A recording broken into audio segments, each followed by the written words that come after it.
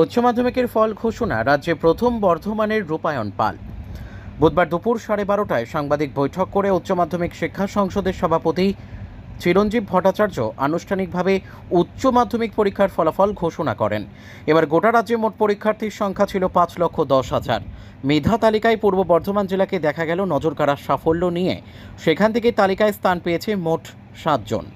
উচ্চ মাধ্যমিক পরীক্ষায় রাজ্যে প্রথম হয়েছে পূর্ব বর্ধমান জেলার শহর বর্ধমানের CMS হাই স্কুলের ছাত্র রূপায়ণ পাল।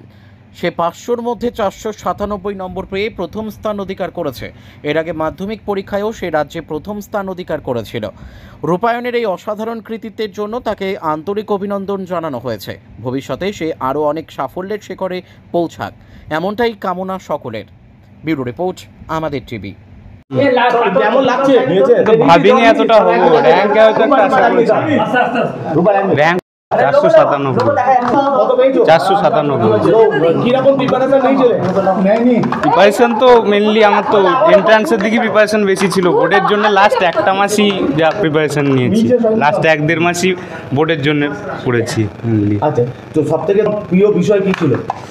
আমার ভালো লাগতো, আমার সায়েন্সের সাবজেক্টগুলো সবকটাই আমার ভালো লাগতো। সবথেকে একটা প্রশ্ন করি যে এই যে ঘটনা, এই যে পাকিস্তানি জঙ্গিরা তারা ভারতবর্ষকে নাগরিকদের মেরেছিল, তার প্রত্যাঘাত ভারত নট ভাবে দেখছো? এটা তো অবশ্যই একটা বলিষ্ঠ পক্ষে ভারতীয় সেনার পক্ষে। কি হওয়ার আগামী কি পরিকল্পনা? আমার তো ডাক্তার হওয়ার ইচ্ছা রয়েছে।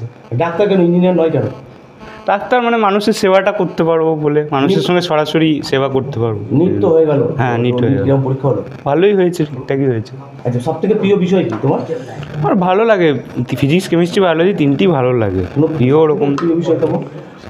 বায়োলজিটা ভালো লাগে। এই ফলের পেছনে কার প্রেরণা সবচেয়ে বেশি বলে মনে করছো?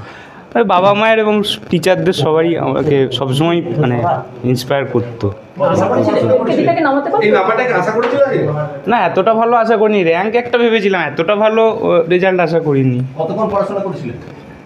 ওই অত আমি সময় মেনে পড়ি না, তবে ওই 10-12 ঘন্টা মতো, 12-13 ঘন্টা। অন্য কিছু?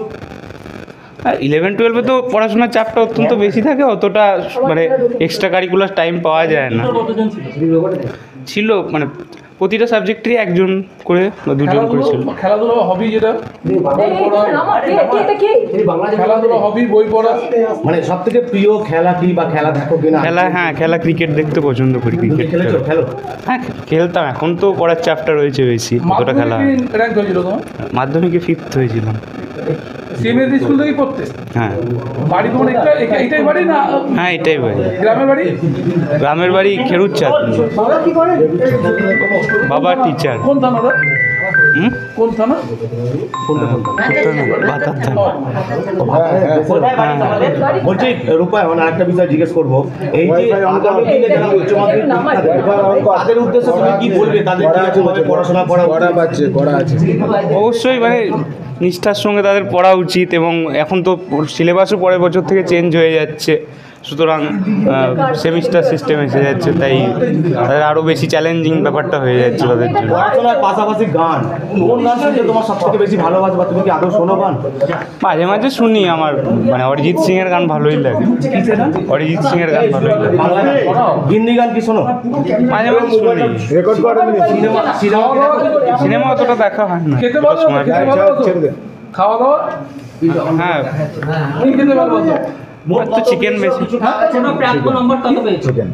497। হ্যাঁ, বাড়িতে কি হয়েছিল? 5th হয়েছিল। বাড়িতে কে কে আছেন? বাড়িতে বাবা মা ঠাকুমা আছেন। হ্যাঁ,